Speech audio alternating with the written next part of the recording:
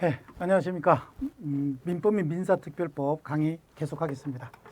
자, 이번 시간부터는 우리가 물권의 소멸이죠. 지난 시간까지 물권 총론 중에서 물권의 발생, 변경, 소멸 중에서 이제 이번 시간에 물권의 소멸이다.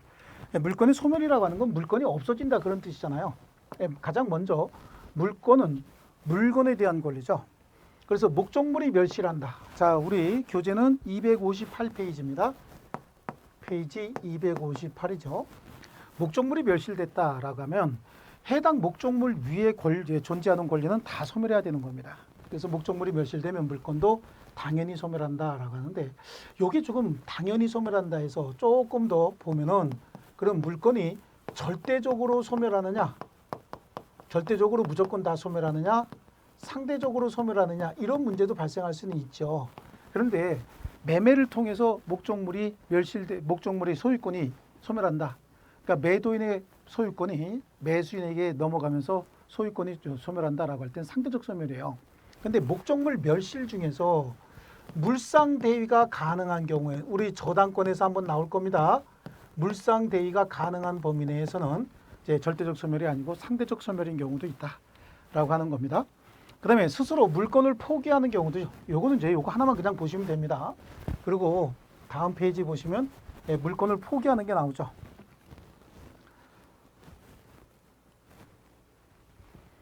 자, 그래서 명인 방법에 의해서 물건이 소멸하는 경우도 있고요. 잘못됐네요.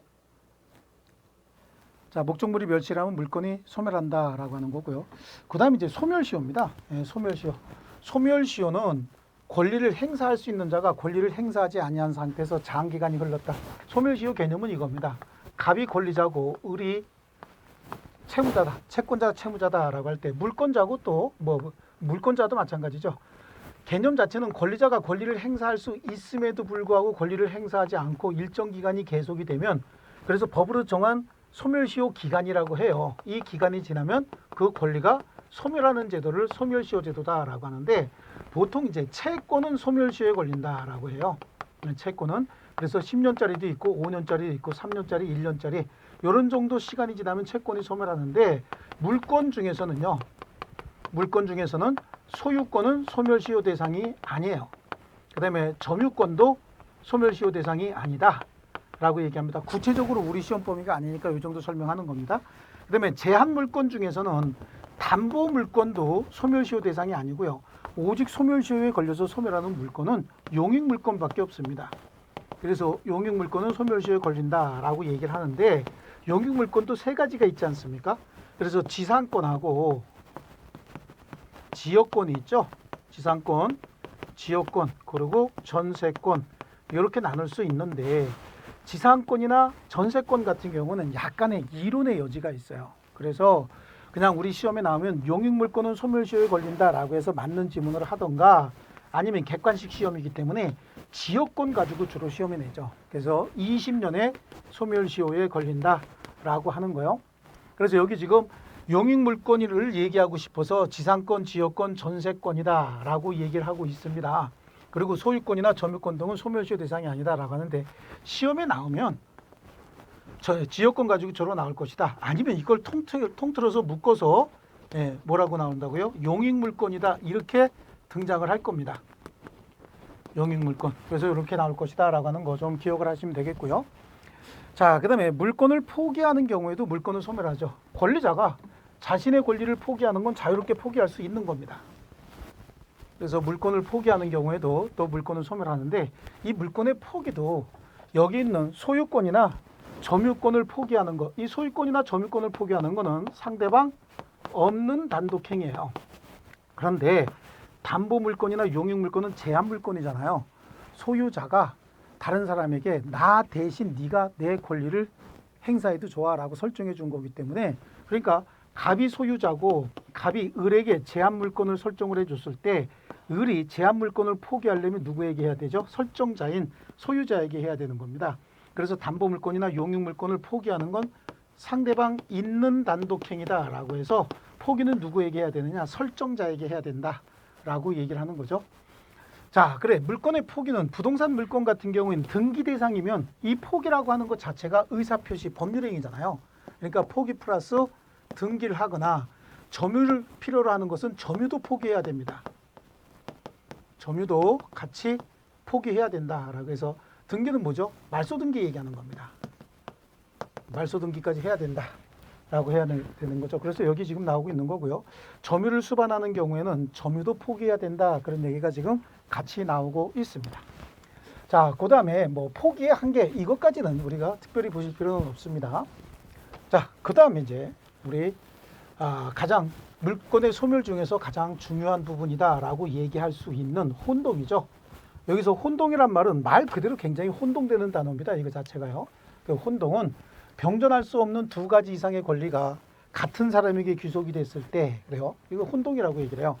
병존할 수 없는 두 가지 이상의 권리가 같은 사람에게 귀속이 된다라고 해요. 그 말은 이제 서로 대립하는 두 개의 법률상 지위가 동일인에게 귀속이 된다. 그래서 이 혼동이라고 하는 건 동산 물권, 부동산 물권 구별 없이 물권은 혼동으로 소멸한다라고 하는데 채권도 마찬가지예요. 그러니까 여기 뭐 동산 물권, 부동산 물권 구분할 거 없이 여기서 시험에 나오면 물권도 채권도 혼동에 의해서 소멸한다라고 하는 겁니다.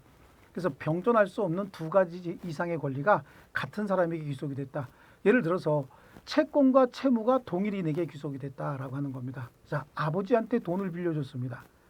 그리고 아버지가 사망을 하셨다. 그럼 난 아버지한테 채권이 있었는데 아버지가 사망을 하시면 아버지의 재산권만 승계되는 것이 아니라 채무도 승계되는 포괄 승계가 이루어지잖아요. 그러면 아버지가 나한테 줘야 될 돈은 채무였고 내가 아버지한테 받아야 될 돈은 채권이었죠. 그럼 채권과 채무가 동일인에게 귀속이 되기 때문에 채권 채무는 혼동으로 소멸했다라고 얘기하는 거예요. 그래서 채권도 혼동에 의해서 소멸한다라고 하는 거고요.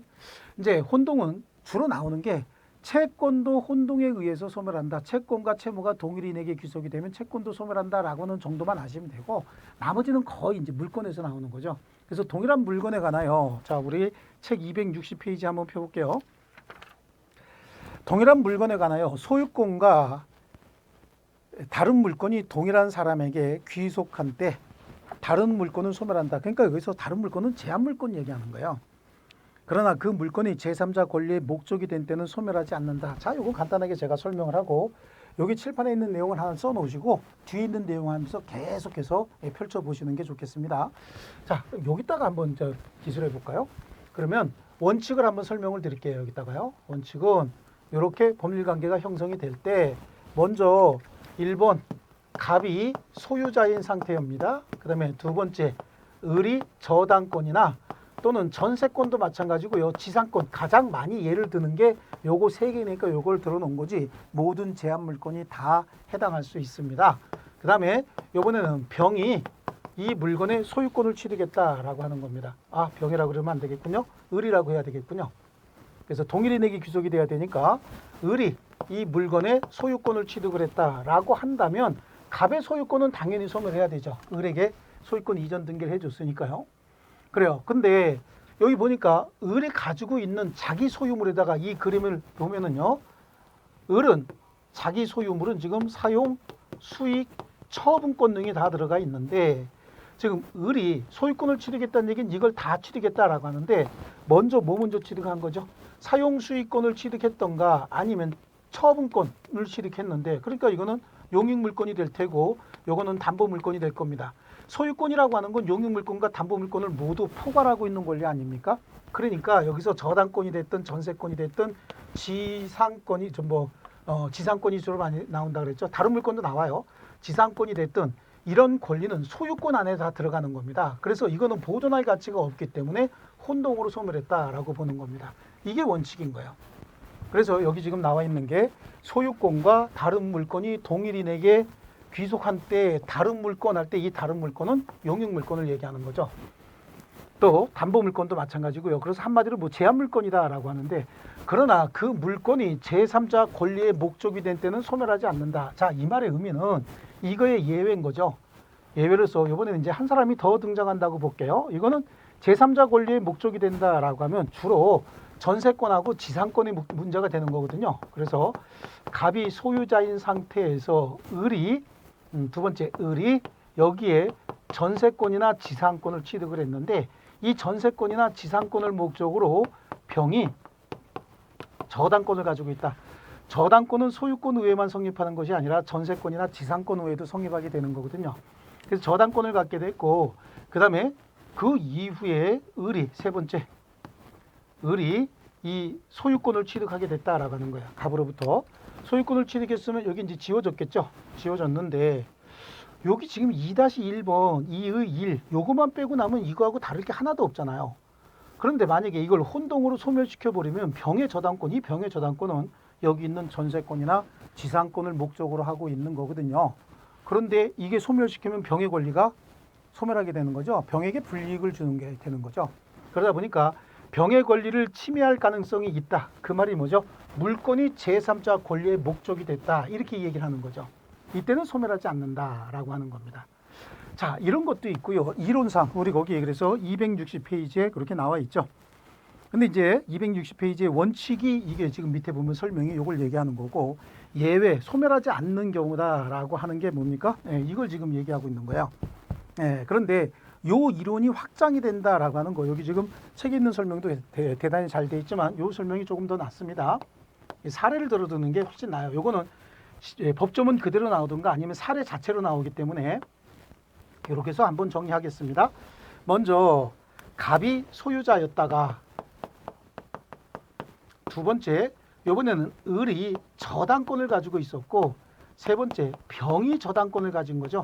그러니까 똑같은 저당권이 두 개가 성립했는데 을의 저당권이 병의 저당권보다 앞서 있는 상태예요. 이건 우리 민법에서 정하고 있는 거지만 이거는 판례나 학자들에 의해서 정립된 이론이거든요. 그리고 네 번째, 을이 목적물의 소유권을 취득을 했다라고 하면 이건 당연히 일물일권주의 원칙상 소멸해야 되는 겁니다. 자, 이때 여기도 요거 가운데 거 3번만 빼고 나면 이거하고 다를 게 하나도 없거든요. 그런데 여기 보니까 을의 저당권, 병의 저당권, 그 다음에 을이 소유권을 취득했는데 을이 소유권 취득했다 그래서 이걸 혼동으로 소멸시킨다.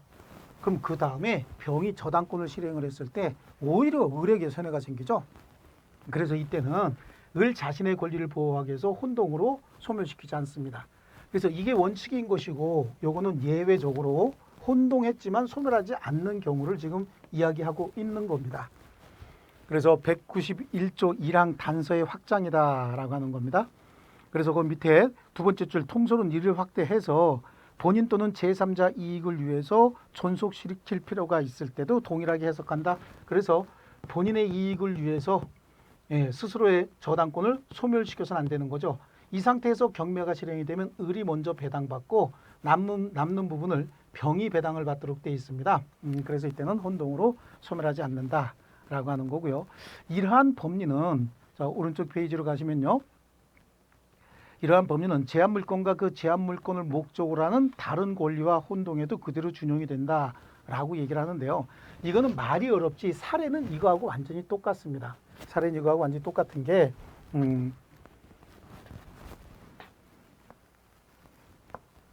제한물권과 제한물권 사이의 혼동에도 그대로 준용을 하겠다라고 하는 겁니다. 이건 이제 하나 더 놓고요.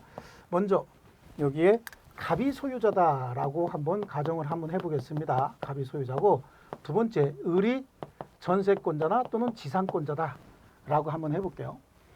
그리고 뭐 2-1은 빼버리고요. 2-1 그다음에 뭐 2-2도 한번 빼보겠습니다. 그다음에 여기다가 3 이렇게 한번 해볼게요. 여기서 2-1에 병이 혹시 이 전세권이나 지상권의 저당권을 가지고 있다가 병이, 그러면 3이 안 되고 이제 2가 되는 겁니다. 요 권리를 승계하는 거예요. 병이 이 전세권이나 지상권을 취득을 했다라고 하는 겁니다. 그럼 요거는 이제 소멸했겠죠. 승계받았으니까요. 소멸했는데 요거는 어떻습니까? 요거는 자기 전세권, 자기 지상권에 자기가 저당권을 가지고 있는 거기 때문에 당연히 혼동으로 소멸시켜야 되겠죠. 이게 원칙인데, 이게 원칙인가요? 그러니까 당연히 이거하고 똑같은 법리가 그대로 적용이 되는 건데요. 예외적으로 혹시 정이라고 하는 사람이 후순위 저당권을 가지고 있다. 그렇다고 한다면 이게 적용이 돼야 되죠. 정이라고 하는 사람이 후순위 저당권을 가지고 있으면 이걸 소멸시켜서는 안 되죠. 나중에 전세권이나 지상권 경매를 하게 되면 병이 1순위로 배당을 받아야 되지 않습니까? 그래서 이 경우엔 또 혼동으로 소멸하지 않는다라고 하는 겁니다. 그래서 원칙적으로는 어떻게 됩니까? 소멸해야 되는데 예외적으로 이러한 경우에는 소멸하지 않는 경우도 있더라라고 하는 거. 요거 지금 얘기하고 있는 겁니다. 자, 그래서 이제 우리 책으로 한번 다시 가서 보시면요. 동일한 물건에 관하여 소유권과 제한 물건이 동일인에게 귀속이 됐다라고 하는 거 요거 지금 설명하고 있죠. 설명하고 있고 예외적으로 소멸하지 않는 경우다라고 해서 제한 물건이 제3자 권리의 목적이 된 경우라고 하는 겁니다. 그래서 단서 규정이다라고 하는데 그 다음 페이지에 보면은 제1항을 확장을 한다. 그래서 본인 또는 제3자 이익을 위해서 존속시킬 필요가 있을 때는 소멸시키지 않는다라고 하는 거고 이러한 법리는 이제 넘겨보시면요. 제한물권 상호간에도 준용이 된다라고 해서 제한물권과 제한물권을 목적으로 하는 다른 권리와 혼동에도 준용을 한다. 그래서 이거는 이쪽 사례를 들면 되겠습니다. 이쪽에 있는 내용을 사례로 들면 되겠습니다. 자, 그래서 우리 한번 넘겨보시고요. 그 다음에 우리가 공부해야 될 부분이 이제 뭡니까? 소유권, 점유권이죠. 자, 그거 전에 우리 262페이지 한번 볼게요. 262페이지에 그래서 제한물권과 제한물권을 목적으로 한 다른 제한물권의 혼동에도 그대로 준용이 된다라고 하는데 예외적으로 제3자 권리의 목적인 때는 소멸하지 않는다라고 해서 이쪽에 설명한 내용이 나오고 있고요. 그 다음에 권리의 성질상 혼동으로 소멸하지 않는 경우가 있다라고 하는데요. 점유권이죠. 대표적인 게 점유권. 점유권은 어떤 물건에 대한 사실상 지배 상태를 권리로 인정한 거예요. 그러니까 이 물건은 제가 소유권을 가지고 있는데 소유만 한 것이 아니라 지금 점유도 하고 있습니다. 근데 이 물건을 제가 잊어버렸다라고 하면 다른 사람이 아마 지배하고 있을 겁니다. 그럼 저는 더 이상 그 물건에 대한 점유는 하지 않아요. 하지만 소유권은 가지고 있는 거죠. 그랬다가 제가 그 잃어버린 물건을 다시 찾았다. 그럼 제가 소유권과 점유권을 같이 갖게 되는 거죠. 그래서 점유권은 항상 모든 권리와 병존하는 권리예요. 점유권은 어떤 권리와도 충돌하지 않습니다. 항상 병존하는 권리다라고 하는 걸 알아두셔야 되고요. 또 광업권도 마찬가지입니다. 이 광업권도 토지 소유권과 별개의 권리로서 혼동으로 소멸하지 않는다라고 해서 이 광업권은 우리 민법상 권리는 아님에도 불구하고 민법에서 가끔 활용하는 부분이 많이 있어요. 그래서 우리 토지 소유자가 토지 소유권을 가지고 있는 사람이 있다. 그래서 갑이 토지 소유권을 가지고 있어요. 이거는 이제 갑소유물인데 여기에 미채굴 광물이 있다는 거죠. 이 광물을 광업권의 허가 대상이 되는 거죠. 광물에 대한 광업권을 누가 했느냐? 갑이 광업권의 허가를 받았다. 그럼 광업권자가 된 거예요. 그럼 갑이 이 토지에서 가지고 있는 권리는 소유권 하나와 광업권 하나, 그래서 두 개의 권리고 별개의 권리입니다. 별개의 권리이기 때문에 갑이 소유권을 제3자 을에게 양도했다라고 해서 광업권이 소멸하는 건 아니고요. 이 광업권, 소유권은 가지고 있으면서 광업권만 또 다른 사람에게 별도로 양도할 수 있는 겁니다. 그래서 두 개의 권리를 갖게 된다라고 하는 거죠. 그래서 광업권도 토지 소유권과 별개의 권리이기 때문에 혼동으로 소멸하지 않는다라고 하는 거 알고 계시면 되겠습니다. 자, 그 다음에 다음 페이지 보면은 혼동에 의한 물권 소멸의 효과가 나오고 있죠. 혼동에 의한 물권 소멸의 효과 262페이지입니다. 혼동으로 인한 물권 소멸의 효과는 절대적이다라고 하는데 절대적으로 그냥 소멸했다는 겁니다. 무조건 소멸한다. 말소 등기를 하지 않아도 법률 규정에 의한 물권 변동으로 봐서 그냥 무조건 소멸하는 것으로 하고요. 자, 그런데 혹시 혼동으로 물건이 소멸했다가도 혼동 원인의 부존재, 무효 취소, 해제 등으로 효력을 상실한 경우엔 혼동은 처음부터 없었던 것이 된다라고 하는 거죠. 그러니까 아까 우리 원칙으로 예를 들었던 걸 한 번 더 설명을 드리겠습니다. 자, 여기에 보니까 아까 우리가 원칙으로 들었던 설명을 드립니다. 자, 간단하게 갑이 소유자였던 물건인데 을이 저당권이나 전세권이나 지상권을 가지고 있다가 세 번째, 을이 목적물의 소유권을 취득했다. 그러면 이거는 당연히 소멸한다라고 하는 법리가 적용이 되고, 그럼 이 저당권이나 전세권이나 지상권은 혼동으로 소멸했다는 얘기예요. 혼동으로 소멸했는데 혹시 둘 사이의 이 둘 사이의 매매 계약이 혹시 무효가 됐다라고 하는 겁니다. 무효를 하든지 아니면 취소가 됐다라고 한다면 처음부터 계약은 없었던 게 된다. 그러니까 이 권리는 당연히 소멸해야 된다 그런 얘기잖아요. 그러면 혼동으로 소멸했던 권리도 혼동이 없었던 상태로 다시 되살아나야 되는 겁니다. 그래서 혼동으로 인한 물권 소멸은 절대적이지만 혼동의 원인의 부존재 또는 무효, 취소, 해제 등으로 효력을 상실한 경우에는 혼동이 처음부터 없었던 게 된다. 그러니까 이 혼동으로 소멸했던 이 권리는 다시 부활이 돼야 되겠죠. 부활이 된다라고 하는 거고요. 자, 그 다음에 이 경우에는 등기 여부 따질 필요 없습니다. 263페이지에 혼동으로 인한 물권 변동은 법률 규정에 의한 것이다 라고 해서 등기나 인도 등을 필요로 하지 않습니다. 무조건 소멸하는 것이다. 187조가 적용이 된다. 그런 의미가 되는 것이고요. 공용징수나 몰수, 공용징수 우리 수용이라고 보시면 됩니다. 이런 경우에도 공용징수나 또는 어떤 범죄로 취득한 범죄 수익이다라고 해서 국가에서 또는 검찰청이나 이런 데서 몰수를 해버렸다. 그러면 그 물건 외에 존재하던 권리도 소멸하는 겁니다. 이때 소유자의 고의 또는 과실 여부 따지지 않습니다. 몰수 대상인 재산, 그 재산이 물건인 것이라고 한다면 그 물건이 몰수가 됐다라고 하면 물건을 소멸한다라고 하는 거고요. 자, 사례가 이렇게 조금 나오고 있죠. 혼동으로 인한 물건 소멸에 관한 설명 중 옳지 않은 것은 그랬습니다. 그래서 이 문제는 이제 한번 여러분이 풀어보시면 되겠는데 틀린 거 찾는 거예요. 갑 토지의 저당권을 가진 자가 후에 토지 소유권을 취득했다. 저당권 가진 자가 여기죠. 소유권을 취득했다. 그럼 저당권 소멸해야 되겠죠. 갑 토지 A가 1번 저당권, B가 2번 저당권 가졌을 때 B가 갑 토지의 소유권을 취득하면 2번 저당권은 소멸하지 않는다라고 하는데 2번 저당권 소멸해야 되죠. 아까 이제 예를 든 게 뭐 2개면 소멸하지 않습니까? 라고 소멸하지 않는 거 아닙니까? 라고 질문하시는 분이 있어요. 갑이 소유자고요. 두 번째 A가 저당권을 가지고 있고 세 번째 B가 또 후순위 저당권을 가지고 있다 라고 하는데 이 경우에 A가 소유권을 취득을 했다. 네 번째 A가 소유권을 취득하게 되면 이 A의 저당권은 소멸해서는 안 되는 겁니다. 그런데 A가 아니라 B가 소유권을 취득을 했다라고 하는 거죠. B가 소유권을 취득을 하게 되면은 이 B의 저당권은요.